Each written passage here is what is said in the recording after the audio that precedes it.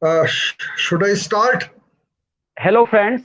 I am Abhay Kumar, and today I have got a very special guest uh, who is going to speak about identity, democracy, and also the state of media in this country. Our guest is Jaspal Singh Sidhu. He has been a senior and veteran, journalist with UNI, and he has worked there for a long time. He is also author of several books. His important contribution is his work on how the media has covered and it taken its view on Punjab crisis. Friends, we know very well that in late 1970s and in 1980s, Punjab was burning, and we are all aware of the history. The Punjab crisis led to suffering of thousands of people. It was great tragedy, and how media played its role that has been well documented and analyzed by Sidhuji. So, on behalf of you, I welcome Sidhuji to this discussion. Hello, sir. Thank you, Abhay Kumar. Thank you. Sir, I think we must learn many things, and I have got several questions. But as this format of discussion goes, we first ask about the profile and also the early background of author and the guest. So, my first question to you would be that what was your place of birth? Who were your parents? Who influenced you? Please also tell us about your early education, and of course, how did you become interested in journalism? First of all, I born in a farmer's family in Punjab. So my parents were farmers, and we are farmer for many generations. So I belong to the farmers family, and I studied in my village. First of all, in a primary school in my village, then in a nearby village school. Then I went to the college and university. I did my journalism, Bachelor of Journalism, then Master of Journalism from Punjabi University, Patiala. So at that time, I developed some interest in journalism because of my course and all that. So I first of all I joined Indian Express, uh, Chandigarh edition in 1977. So I worked for 6 7 years for Indian Express Chandigarh edition. Then I joined UNI as a reporter in Amritsar. So I was in Amritsar when there was a Black Thunder, Blue Star operation, and Akali Morcha was going on. I was there for four crucial years. I was there. I reported from there for UNI.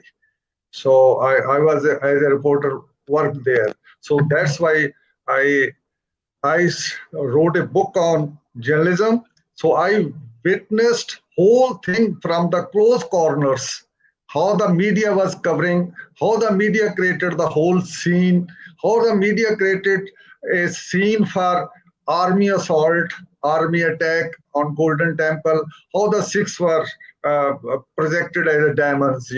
This was my Dear area of.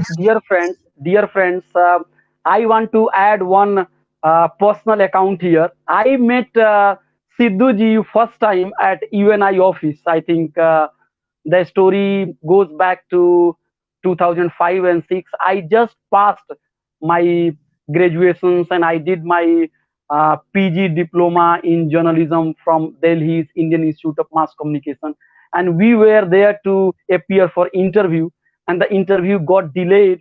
And then in the evening, we got this good news that UNI office has allowed canteen to serve tea free.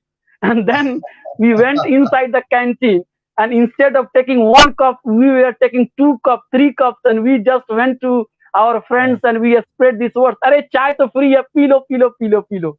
So I had a dream to work in UNI, and in my journalism course, we were young and we thought that serving in agency is very important because UNI and PTI, they provide news. That time social media was not there. This live Facebook conversation or YouTube conversation was not there. So these were the main channels. The agencies were the main channels which were giving news, and that played very important role for sustaining democracy. But we also know agency is in crisis, and I think the critical period has been witnessed by Sidhuji. So lots of good memories, and Right about it. as he had just said that he has started his career with Indian Express, and then he finally moved to UNI. So how long you worked in UNI, sir? Your experience there, and why did you So, leave that job? so I didn't leave UNI. I joined UNI in 1982. So I was posted at Amritsar. It was a very hot period there. Akali Morcha was on, and Sant Pindrawala and other people, Akali people were, they have reached the Golden Temple, and Morcha was continuing. I joined at that time. This is something you must also, I want to tell the viewers that why I was selected for that job. So I was asked to go to the Amritsar because nobody was ready to go to the Amritsar for reporting. It was people from Delhi, nobody was coming there. So I was asked, I was working for Indian Express. They asked me if you can go there. So then I agreed as a reporter, as a one-man show was there at that time. Our office was there in Amritsar, UNI office. So I was handling that reporting and office, everything there in Amritsar. So because I was sent there because I was having a turban. So as a Sikh, I can enter the Golden Temple. I can meet the both Sant there, Akali leaders there. I can meet the Sikh Student Federation people there. So I was not afraid. That's why I said I will go there. I go for reporting. So I was sent. I went there. So this how I joined UNI. So I joined UNI in '82 and retired in 2008 from Delhi. So after I was transferred in 1987 in Delhi, so I remained in Delhi till my retirement.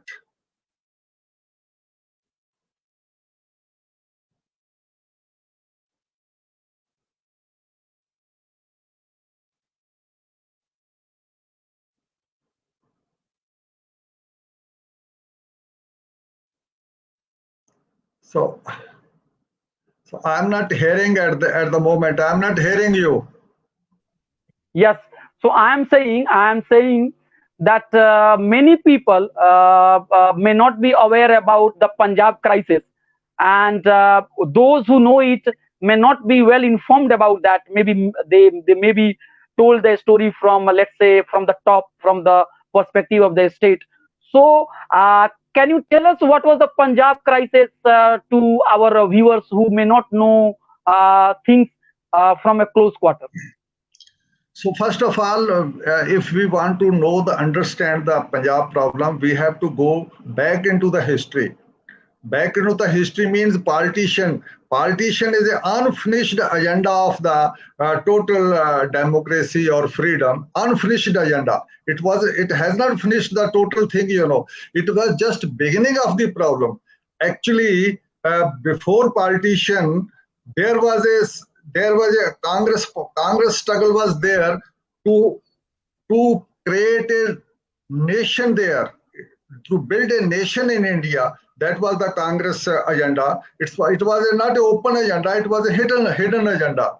So Congress tried to build up a nation on majority basis, on the basis of the majority population. Majoritarian type of this agenda was there.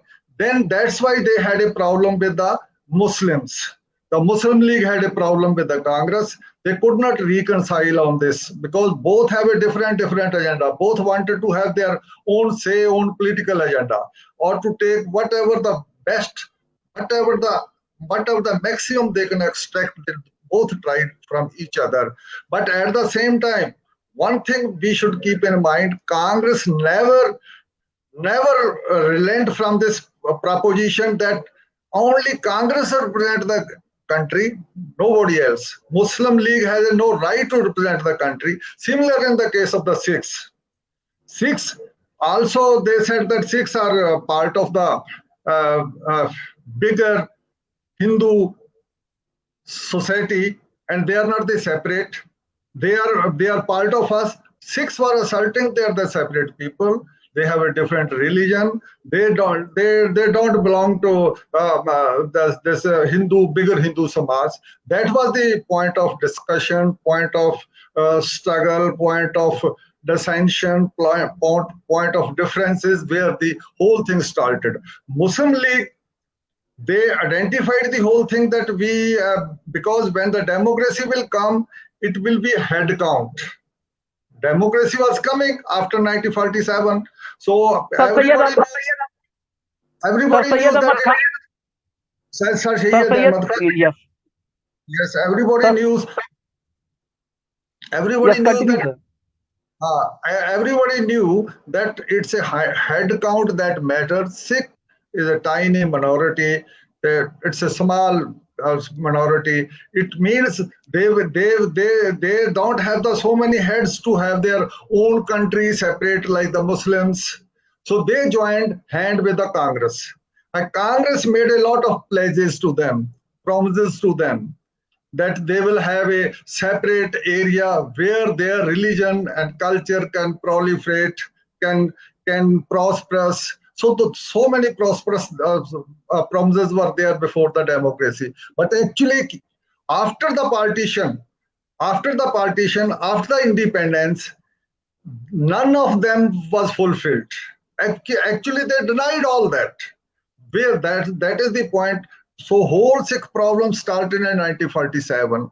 So this one thing we have to also bear in mind: Congress deliberately went for the partition because they wanted not any truck or any political alliance with the Muslims. They wanted only that it's better to have a partition or a division of the country rather than to lose a centralized New Delhi regime. So they went for the centralization. Otherwise, they have agreed in 1946 for the cabinet mission. Cabinet mission is a federal type of the arrangement for the whole country. There was no need of any division, any partition. So it was a federal set of arrangement. So all Muslim League also signed. Congress, Jawaharlal Nehru also signed that, and later Congress by different they did not agree to that. They wanted to wriggle out of that. Suddenly they wriggle out of that. The Muslim League followed that. So, if I summarize your view, you argue that at the time of partition there were contested views, and the Sikh as a religious group or as a community, they realized that they did not have the strength, the numerical strength as Muslim have. So it is better to ally with them and then have negotiation with the Congress party. And then the Congress party made promises to Sikh community that their culture, their identity would be protected, and more autonomy would be given to them. And that was also the spirit of the cabinet mission, which came to India, and Maulana Azad as a Congress president, he was taking part in that, and things were almost resolved. But finally, Nehru gave a statement which Maulana Azad has also referred to in his book India Wins Freedom, that he is not bound by the agreement of the cabinet mission plan, and that has created a lot of confusion. and lot of let's say hostility between the Congress and the Muslim League. So now the past is past. We cannot undo the history. It is not in your hand, Sidhuji. It is not in my hand. But as a person who believes in democracy, in pluralism, multiculturalism, equal respect for each religion and each society. So Congress did not fulfill its promises, and then slowly things started becoming aggravated. So what can we can do still now if we have to have multicultural India? So, first of all, whatever you have summarized, it's okay, fine. But you should not forget one thing, that unless you go to the roots, which, unless you go to the roots of the problem, which is still continuing. The problem has not ceased to be there in 1947. Problem is still continuing. It's a total unfinished agenda of 1947 that's still continuing, creating a problem. So Punjab problem has a roots in 1947. So unless you undo that, you can't undo that at the moment. But you can't undo this centralization of the powers in New Delhi. You can't do that. So the centralization of powers in New Delhi, so that in the center, that started long back. That is a continuing, and Modi, it's a total. We can say that it's at the peak, at the top of it. What is the Modi further centralization? It's a more centralization than what Indira Gandhi did during emergency period. So we can say that this centralization has creating a problem, not for the Sikhs only, but for all peripheral groups and people living at the periphery of the country. So it's a creating for everybody. Sir, two problems I think the opposition parties have also raised concern about it. Two issues are very important that you have also highlighted. Leaders from the south and also from the Punjab and other regions, they have also expressed. One is that they are having centralized tax collection. That is also violation of, let's say, violation of federal spirit. And the second is the centralized agencies to probe into law and order issues. That two issues should have been given to, let's say, given to a state, or at least autonomy should be given. But these two issues are very, very, very, very serious issues, and I think they pose very serious challenge to democracy. So one thing is very clear now, they are out to create a one nation, one language, one people, homogenizing the whole culture of the minorities, hegemonizing the minorities culture. And how can they can coexist with after losing the identity? This bigger identity doesn't allow other identities to proliferate, rather decimate them. That's the problem. They are trying to decimate the whole thing. They're not allowed to grow. So that's why when you decimate the whole thing, you wanted to create a homogenized and uniformed setup where the identities will go. Identities must assert themselves. They are asserting. Everywhere in the world, the identities are asserting, different cultural are asserting. First of all, I wanted to say, India is a subcontinent, not a one country. It should not have been partitioned, divided. Now it has a three division at the moment. It is a multi-religious, multinational country. It cannot become a one country or one nation as such. It can only be managed through the federal setup. That's a true federal setup that we have lost. That's why when centralization is there, how the democracy could exist with such type of the centralization? Provinces has no rights. GST has totally eroded whatever the financial power they had. Now they are totally, they are going to the center, to the New Delhi with begging balls for the money. For 6-7 months, they are getting their own share after 6-7 months. So tax share is getting, so it's a all distorted thing. And plus, further distortion came when we are adopted this first past the post-election electoral system. That's needed only 30 to 35% of votes to have a power at the center, to have a government at the center. Congress was ruling this country for 30 years with 32 to 35% of votes. Similarly, this BJP is doing.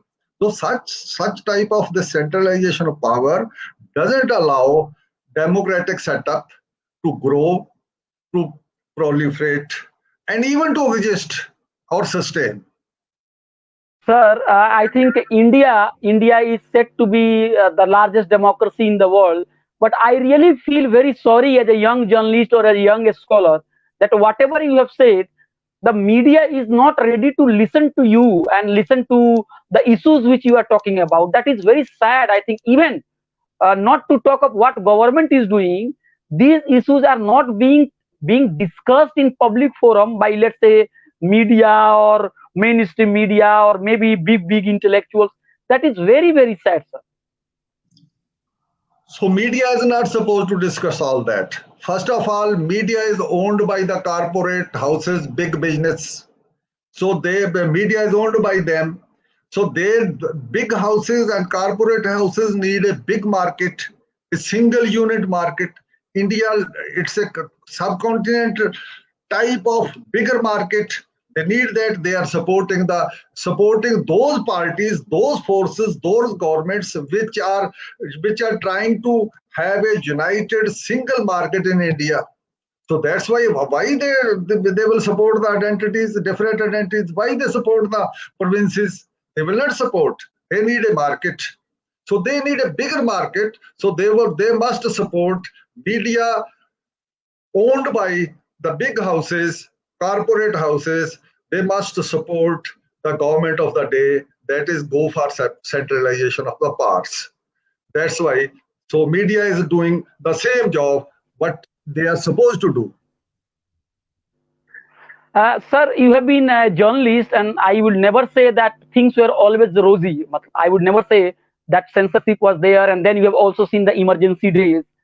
But is there any big shift in newspaper offices or newsroom? I could recall that when you were at UNI, there was also a big protest going on when I think the management was doing more and more privatizations and labor laws were being curtailed. So in today's, let's say, the media houses, I don't think that there is any trade union of a journalist union working anywhere. They have no rights. They can hire anybody. They can fire anybody. And even many people have lost their job in Corona pandemic. And it is so sad that the media and the establishment have earned so much money, and this country was being projected as the third largest economy. For a few months, when the economy's pace has slowed down, they have no heart to keep their own employees who have earned them so much profit. So again, linking this issue to what I have said earlier, how the scene has changed, or is it the same in newsroom? I don't think scene has changed much. Scene has rather worst.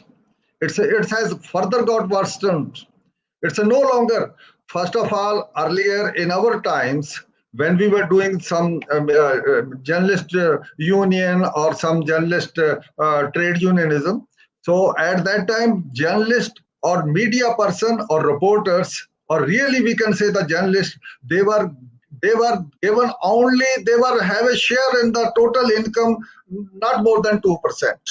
They were not given more than 2% of the total revenue.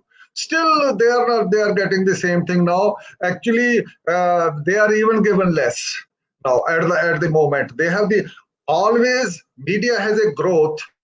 Television has a more growth, in last 10 years. They have almost more than 10%, 15% annual growth. And other media is also having a growth. So, but the journalists, they are not given that share from the total growth. They were denied all that. The same, similar, and all the contract is there. Journalists have nothing to do. They are not regular. They are not covered by the wage board or Working Journalist Act. So nothing is there. No protection to the journalist. So their hire and fire is going on, and that's why no union is there. So now the whole thing is worse than what we had at that time. I did all my job throughout my career as a covered by the Working Journalist Act. I had some protection at that time. We had some protection, but now there is no protection from the government side. So totally they are at the mercy of the, you can say, the private people, the profit-making people, corporations, and every corporate house has a some small window for the media office, small window, and small window just to earn a clout with the government, nothing more than that. Or media is doing, I say that it's a more than laptop now, a lapdog now. So Watchdog media is set to be working as expected to be working, supposed to be working as Watchdog, but Sidhuji is saying that it has become more. I should say we should never glorify media, that they were very different, they critique power. But yes, situation has become very worse. And I was also a working journalist. I can tell you from my own experience that the big assault in media today, in the field of media, is the death of a reporter, well-known reporter, the death of a well-known reporter. For example, if I'm working in, let's say, in any organizations, and if my story gets printed with my byline, and even Sidhuji is there in, let's say, right now in Chandigarh, and if he gets to read any story, even if that story goes against his interest, he will read it. नहीं, अभय तो लिखता है, I will just look into it, कुछ check करते हैं, यार ये तो ऐसा तो नहीं लिखता है. So the reporter used to carry some weight. If it is written by, let's say, Abhay Kumar, or let's say Sidhu, or Mark Tully, or let's say Sankarsan Thakur, or maybe Ravish Kumar, it carries some weight. But what has happened today, that journalists are no longer reporters. And sometimes I have also seen, when I used to cover press conferences, big journalists, they will just sit beside you, very normal people. They are in, let's say, a shirt and pants, and they are holding one pen, and then you just ask them, sir, aap kaun hai? And then they used to say, oh, I am Jaspal Singh Sidhu, and you have read their stories, and they say, okay sir, very nice, happy to meet you. And they're very common people. You used to take tea together, and then that journalist used to encourage you, okay, where have you got the job, something like that, that they would ask. But now, what is journalism today? You have social media account, and you have millions of followers, you have no social commitment, and you just take up the issues by the government, and you just, without applying even the ABC of journalism, you join the bandwagon, or I should say, you take oil, you take petrol, and you further indulge yourself in the act of arson. I think aag lagana, if you say that, you are creating more and more sensation. Am I true, sir? Am I true? It's okay. You are quite true. First of all, I wanted to give the little bit when this deterioration started. This deterioration started, in 1991, when liberal country went for the liberalization period, Manmohan Singh period, when Manmohan Singh was finance minister. Then the pink paper came, Then this economic coverage was there. So then the press note journalism entered there. What was the pink paper was doing? Only the industrial houses and other people, business houses, they were just dishing out and doling out the press releases, and people were covering that. So at that time, we lost a whole thing, nothing to cover. Then after that, this television people created a havoc, So they are now towing the whole line. Earlier, some people, as I was in UNI, so we never were asked by the editor, never checked by the bureau chief, that what you are filing, before 90, we were filing a story. We know at least we keep in mind our agency's line, what we line have to do, what sort of the policy we have.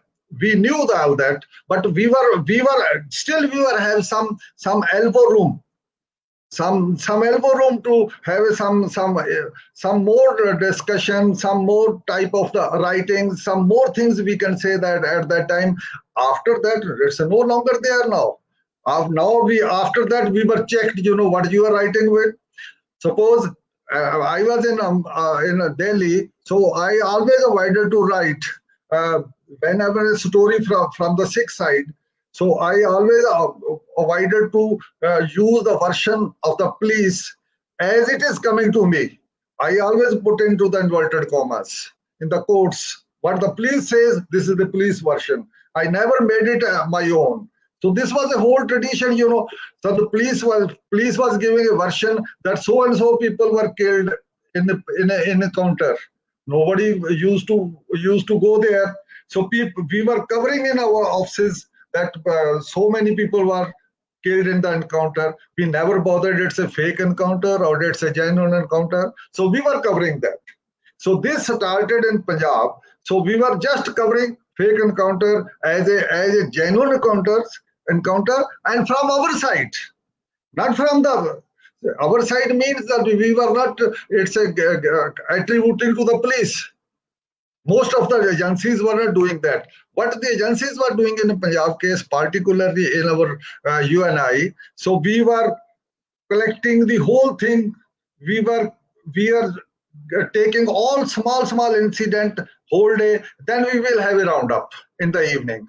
So if suppose in whole Punjab, 4 murders were there from different places, we said that in Punjab today 4 people were killed and so many people were injured and so many dacoities took place. And we made to project it as a big trouble in Punjab is going on. Even then, you know, that we used to say at that time in Delhi, when this road system was not good at that time during before 99, 90. So we used to say that at least 6-7 people daily killed in the road accidents in Delhi itself. Why you are projecting the Punjab is a burning now? If suppose 4 or 5 murder are there in Punjab, it's a state. Then you see in Delhi what is happening in Delhi. We are having a more deaths in Delhi from in the road accidents. So this deliberately we projected the whole thing just to create the impression that Punjab is burning, Sikhs are on prowling, Sikhs are killing the other peoples, Sikhs are creating a problem, Sikhs are out to dismember the country or out to divide the country or to demolish the democracy. Hardly earned. We earned with so many years of struggle. So everything was attributed to the Sikhs in Punjab. That's why we had a problem at that time, which I wrote in my book. Detailed study was given there.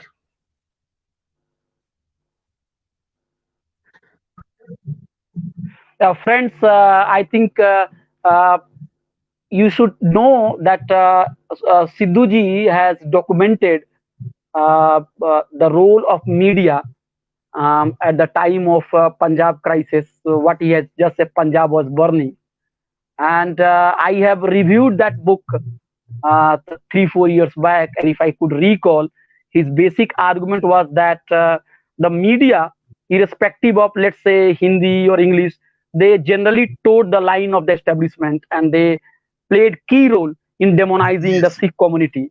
And unfortunately, the progressive people, I think you know that whom I am referring to, they also failed to counter or resist the narrative set by the establishment in Delhi. Good news is that he has revised the book, and the new print edition of that book has again come out, and it is not open. It is not still reached the market. Maybe Corona might have been one of the reasons. but Sidhu ji has agreed to say something about the book. The book is with him. So I don't know whether I should congratulate him, because the story is very painful. The story is very painful. If you read that story, you will get to know that the democracy which we feel very proud of, there are many gray areas, there are many black spots, and unless and until we accept that, we start talking about that, we cannot make Bharat a Soni ki chidiya. That just having a song that will not make India a great country and a world leader. We have to accept it that in this country there is a group of people who are enjoying the fruits, and majority of the people are denied rights, rights, sorry, rights, hukuk. So I think now I ask, or on behalf of you, I ask um, Sidhu ji to show the book, and also to say a few words about the book, and also what what other materials he has included to the first edition. So I included the interviews by the other journalists who were at that time working in Punjab. They're working for the different newspaper, different establishments, and they have the memories and they have the bad memories at that time. They could not cover that story for their own establishments, for their own papers. So they prefer to write for myself. I have 3, 4 senior journalists based in Chandigarh. They wrote for this book, and we have edited that. Anil Chamriya and me both have edited this book.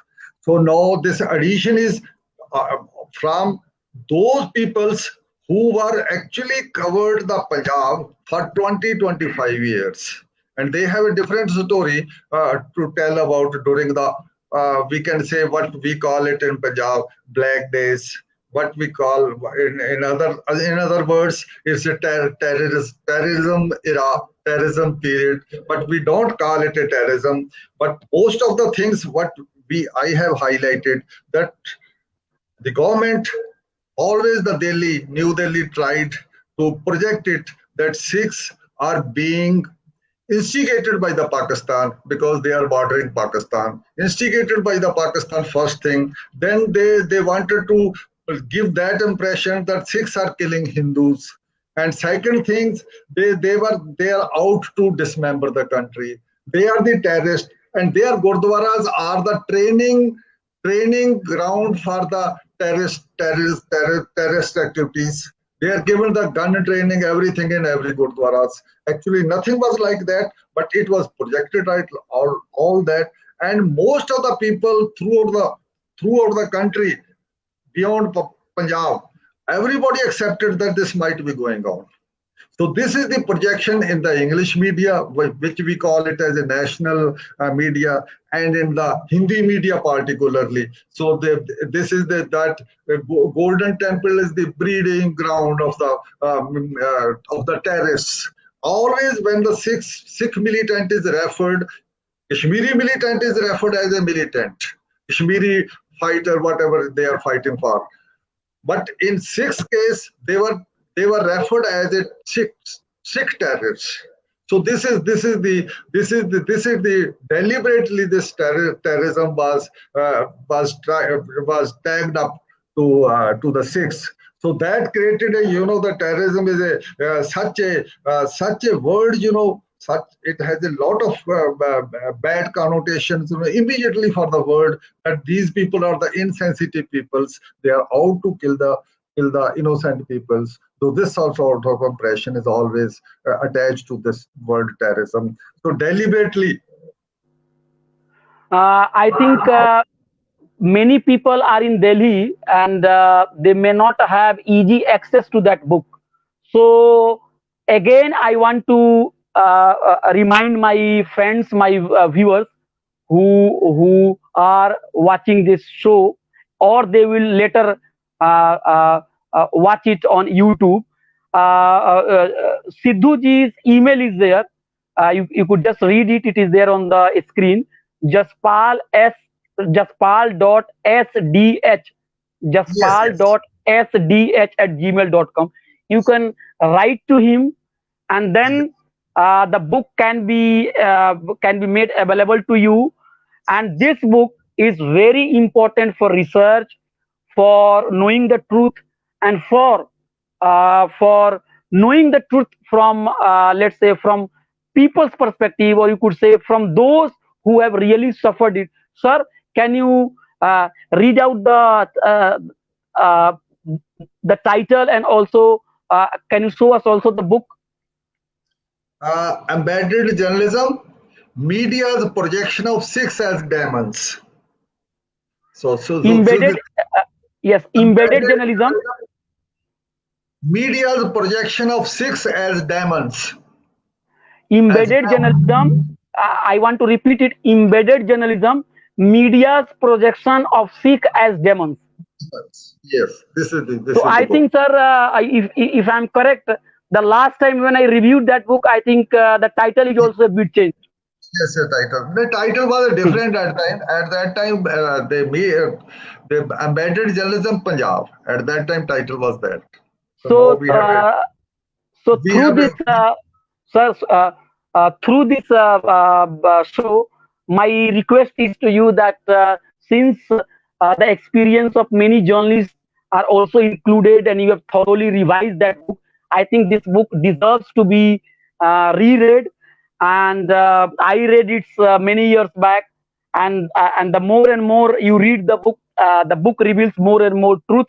So, sir, one copy for me also. I also request you to provide this copy. So you were talking about that this book is basically talking about how the construction of the image of the Sikh as demon was projected by media, and how media, leaving aside, let's say, the language, or maybe houses and company, they joined this bandwagon of the establishment to attack the most vulnerable, and I think numerically far less a minority community of our country. Sir, I have done my PhD on All India Muslim Personal Law Board, and I got to know some stories during my research, that in 1980s there was also a demand by the Sikh community that their personal law should also be made separate. The Sikh community should not be included. The Sikh community should not be included, or I should say, not should be appropriated, and should not be projected as part of the great majority community. So that news, I got it. It was it. I think it is with me. So this story has given me an opportunity to ask that that Sikh community is a very much a distinct community, religious community, and to be distinct does not mean that that community is opposed to you. We should. I think, I don't know that from where this fear comes to the mind of the establishment. I think Sidhuji is my friend. I think he keeps longer beard than me. So so as far as beard is concerned, we are different, but we are friends. We are talking. So similarly, he could have turban. I may not have turban. So people may have different religions, different culture. So I want to um bring to you a very interesting fact. Humayun Kabir was the education minister in India. He was the man who played key role in taking dictation of Maulana Azad, India Wins Freedom, a person taught at Oxford University, very learned person. And it was the time when we had learned education minister, not like today's education minister. So in library, JNU's library, I found his book, a small pamphlet, and there was one chapter, very small chapter. He gave a lecture somewhere. I think in late 60s, and it was about minority rights and something. Just I read it, and he mentioned at one place that the society where minority rights are given, the societies where minority rights are protected, the societies where minorities are flourishing, that society have a strength, more strength than a society which is based on one culture, one people, to cope up with the new challenge. So having diversity is a strength. It is not a sign of weakness. So, Sidhuji, I am just asking. I know very little about Punjab politics. I know very little about Sikh culture, and there is one part in our discussion, identity, that is a broad term. So, you please elaborate on that issue also. I have just initiated the discussion. Tell me about the issues related to Sikh culture and minorities, and what are the concerns, and how Punjab politics, let's say religious or secular, they are playing their role, and other factors also, sir. Thank you. So first of all, I wanted to say that whatever the Punjab problem was there, no longer in the public domain. They were suppressed and by conducting Blue Star operation, by November 1984 pogrom of the Sikhs, and so many other things, repression. Then having center is having its own government, own type Badal government and other governments which totally subscribe to the New Delhi, and we can say BJP or Congress, whatever the centralized policies they're subscribing to that. Punjab is at the moment doesn't have any regional political outfit, because if Akali Dal used to be a regional party and the oldest regional party. It started in 1920. It's the oldest party after the Congress. So now it's no longer is there. It's in the pocket of the Indian state. We can say that now Congress is doing the same thing. Akali is doing the same thing. Whatever the bidding of the New Delhi. Nothing separate, nothing else. So they and other thing is there. Some people were, I can say, some people are made to raise the slogan of Khalistan. I don't think never Sikhs demanded Khalistan. Majority of Sikhs never demanded Khalistan. So some people were made to really wanted to have a Khalistan, fight for Khalistan, or they were made to raise this demand.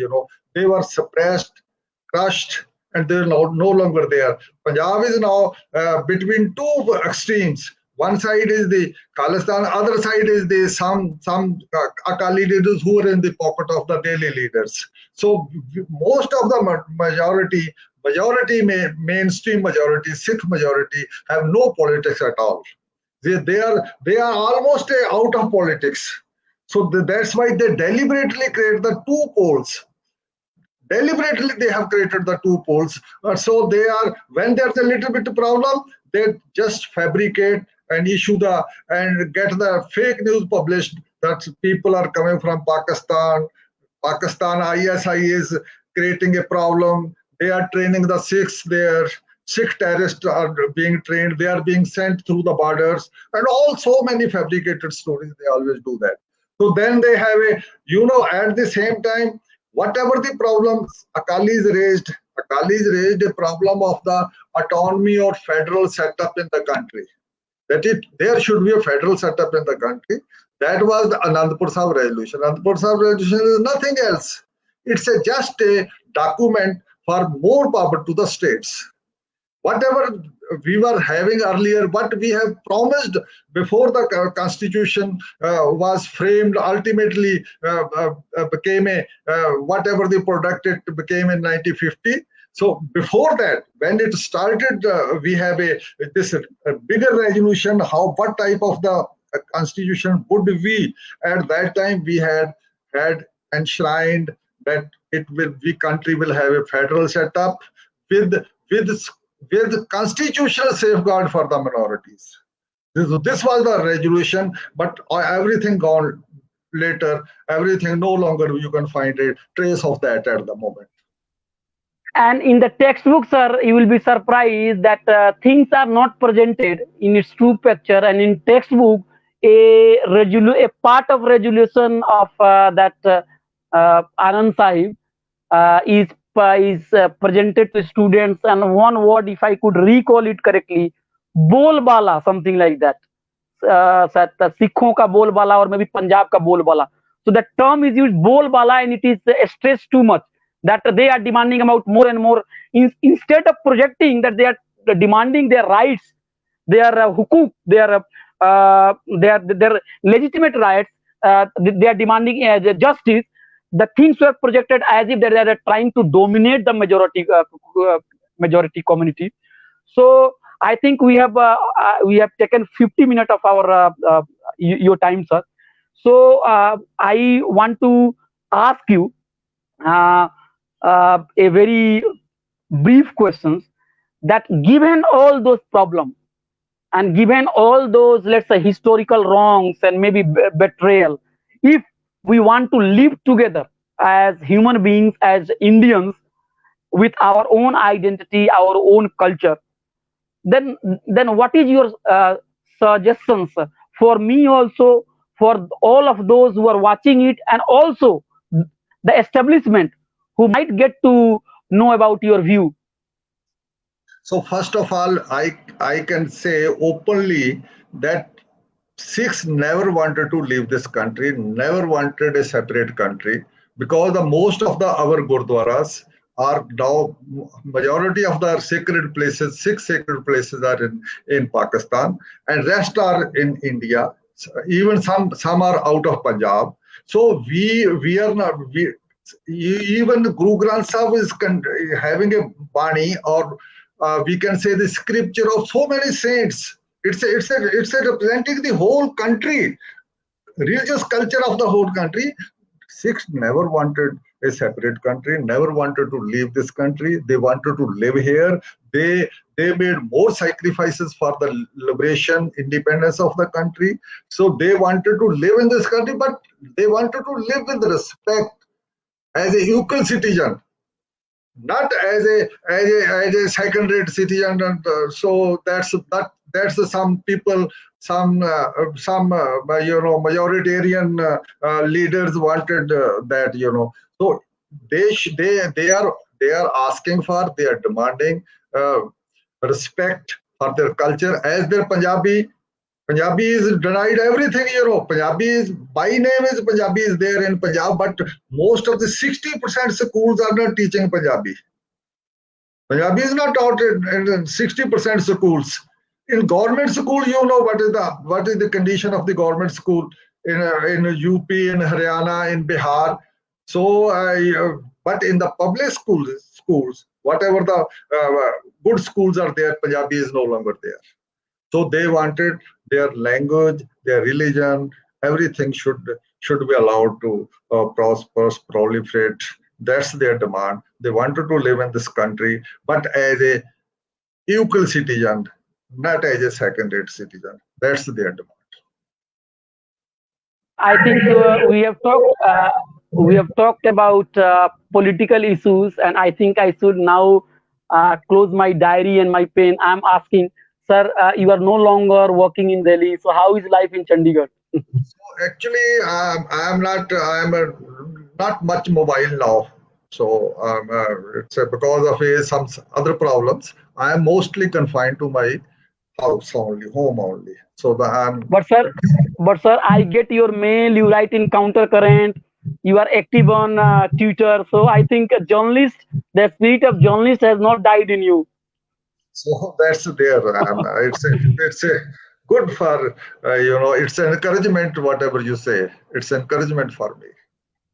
Thank you. Yes, and I find that your writing is very, I should say, that shaking. I think any person who is not thinking, your writing, maybe your comment may be like Shoaib Akhtar's bouncer. I think that person has to be that person has to be very alert and also very careful. I have seen it, and I think you are critical of both, let's say, center also and Punjab politics also. I know this is the spirit of a good journalist, that we must criticize the external factor also. But a person who doesn't criticize his own internal factor, then the society will not move. So, anything which you are reading, sir? Anything which you are planning to write? So I am after this reading movie? about how the nationalism is creating a problem for that. The secularism also eaten up by our nationalism. Which is what's out of the So, nationalism. so whom have you read it? Whom have you read it? So I'm reading so many people. At the moment I can't say. I read Perry Anderson again second Okay, time. Indian ideology. Indian ideology. Yes, that That's book why is also very. Ji. that made me feel that how this left got marginalized, how the secularist, our secular friends, Yes. liberal secular friends got marginalized, and they were trapped rather by the Indian nationalism, which turned out to be now a religious nationalism. Sir, That's I the think we wanted to talk something on a lighter mode, but again we have been brought to politics. I want to add it. The problem with the left politics is that somehow they are so much occupied with the binary between nationalism and colonialism that they believe that secular nationalism in India is very progressive and it is critiquing, let's say, it is critiquing the power in the metropolis. But we have to also remember it, that what Ambedkar has said, let's say, what Ambedkar has said, that even if the freedom is given to, let's say, Indians, can that system be able to, or is it going to give rights to, let's say, the marginalized community or not? If marginalized community does not get rights, then it doesn't make much difference whether they are being ruled by the white or they are ruled by the brown people. So, so and anything, sir, anything you are. one comment I wanted to make at the last, that democracy is really is a good governance at the moment. Not in India, where the lot of diversity is there, but democracy has always throw up a elite section which is ruling the people. That elite section is now creating a problem. That elite has aligned with the Rashtrabadi people, with the nationalist people, with the I can say ultra nationalists. So that's creating a whole problem. Now the ruling elite and ultra nationalist, they have joined hands. That's a creating problem for the minorities, all minorities, not for the Sikhs only, even for the bigger Muslim minority. They are in problem. and uh, and and and those people who are studying, let's say, business classes, and let's say the rise of capital, if you see it, how our business community they dress up, you will find that they are most modern. They will be in coat and pant and tie. They will appear very modern, but they are supporting a reactionary government, and they never oppose that. Okay, even if on economic ground we want more and more liberalization and more open economy, but at least the values like, let's say, minority rights and equality and democracy, these are very core values for even the liberal democracy, and nobody will deny it. But even our business classes are not ready to stand with or uphold those values. This is very sad and very pathetic situation in this country. Sir, one question: are you reading anything in Punjabi? So I'm reading. I have written a book in Punjabi. My first Which? book was June 84 की पत्रकारी. Okay. So I'm giving in Ju- Hindustani. June 84, June 84, 84, जून 84. चौरासी की, हाँ, yes yes, जून चौरासी की पत्रकारिता. हाँ, पत्रकारिता. In तब ये Punjabi we call it a पत्रकारी. In Hindi uh, we call it a पत्रकारिता. अच्छा, okay.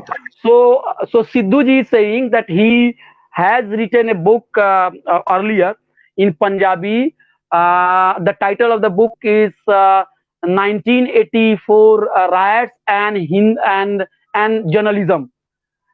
So you can, yes, Punjabi journalism. No. It's a total journalism, whatever it Okay, is. okay.